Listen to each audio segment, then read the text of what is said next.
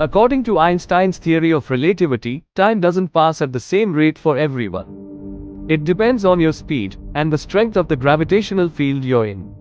Imagine you are on a spacecraft, traveling close to the speed of light. Time would tick slower for you, relative to someone standing still on Earth.